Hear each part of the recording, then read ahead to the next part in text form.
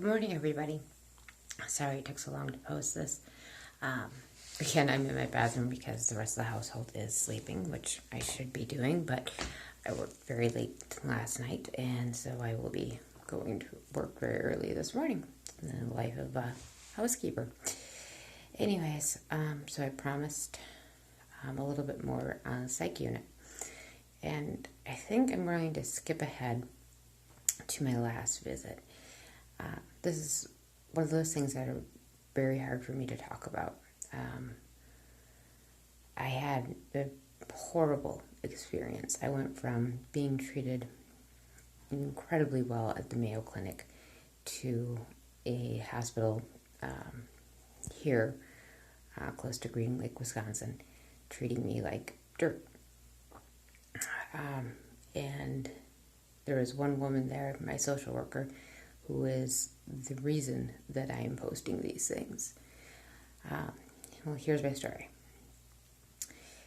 I had just gone back on my medication. I had been off of it due to insurance reasons, which a lot of us have to go through. And my boyfriend and I went out drinking, and we were exceptional drinkers. And I got home that night, and something was screaming in the back of my head that I needed to get help. So for whatever reason, my drunk self dialed 911. When I did that, of course, the police came and they got me and they took me to a local hospital. I told them that, I just didn't trust being around myself. I felt suicidal.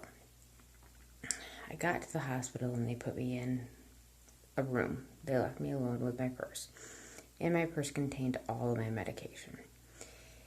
Somehow I downed a little bit over half a bottle of Klonopin in the time that I was in the emergency room waiting for my bed to open up.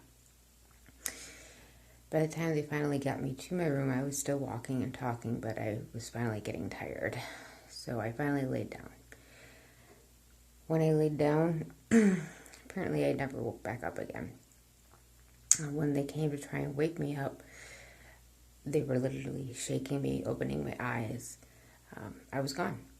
I was not there. Emergency units were called to the psych ward. I was rushed to the emergency room.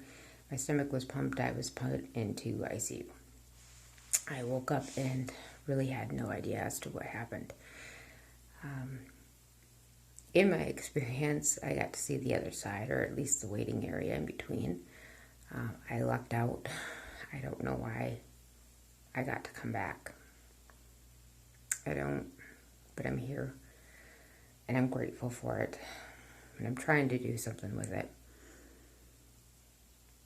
But I'm here. And when I woke up in the ICU, my boyfriend came to visit me and he left. And at one point in time, there was something caught in my tooth. So I went to get it out with my fingernail. Super classy, I know. I had a nurse come flying in through the door and made me strip down naked, demanding to know what it was that I took. And I didn't take anything. So eventually, after they had me stabilized, they had me back into my room the following day. Late by this point, it was Monday morning. And I had nowhere to go. I couldn't really walk around that unit. I was absolutely supervised no matter what I did. And so I sat back down in my bed and I just hung out there. And my social worker and her assistant came in. And we talked for a little bit, and my social worker looks at me and she says, "It's people like you that need to be put on a 15-day hold and sent to the Milwaukee psych unit." And at that point, like a burst of energy just bolted through me. I looked at her and I said, "As far as I'm concerned, I'm still voluntary here. I have not checked myself in. I was drunk and I was stupid and I was making claims. and I want to see the psychiatrist now. And she looked at me and she literally rolled her eyes and said, well, we'll see about that. And there must have been an angel thrown a wing over my mouth, because the things that wanted to come spewing out of my mouth, they were extraordinary. I did get to see the psychiatrist right away. And he said, okay, all right, well, you were drunk, you made some stupid decisions, and you're okay now, so you can go home. Go call your ride. You should have seen the look on this woman's face. She was just beside herself. But I walked out of there, and I will never go back there. And that is the reason that I'm doing this.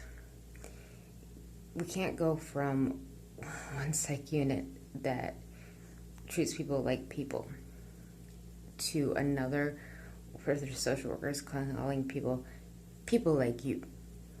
Yeah, people like me. I'm super crazy. House is a mess. I can't control my business and can't work a second job just because I have extra hours that I could be doing something with. Can't maintain a relationship. Whatever. No, it's people like her that need to get their head on straight. If you're in human services, that's not how you treat people. I've never been treated like that at all with Mayo Clinic, at all. Not by one person. I actually had a social worker make a mistake at one point, and she was in about tears because she made a mistake, but she was new, and mistakes happen, and I felt so bad for her. It wasn't really a big deal. She accidentally released some of my information to the wrong person, and you know what? I'm not secretive about things, so I was over it. I didn't want her in trouble. She learned her lesson clearly. At least I hope. But I want things to be better for other people. I don't ever want them to have to go through that kind of an experience. I'm pretty sure waking up in the ICU and having my stomach pumped was enough. I had bruises and I looked like I had been on drugs for probably a month up and down my arms. I saw the other side. It was a terrible, terrible place where nothing happened. It was like I don't know if it was purgatory or the in-between, or I don't know what it was, but I had to wait. And here I am. So I hope somebody is encouraged. You gotta keep moving on. You can't let people like that get you down. You can't let them stick with you. They're the ones that need to get their head on straight. We're taking our medications. We're doing our work. We're doing the things that we need to do. And it's not us.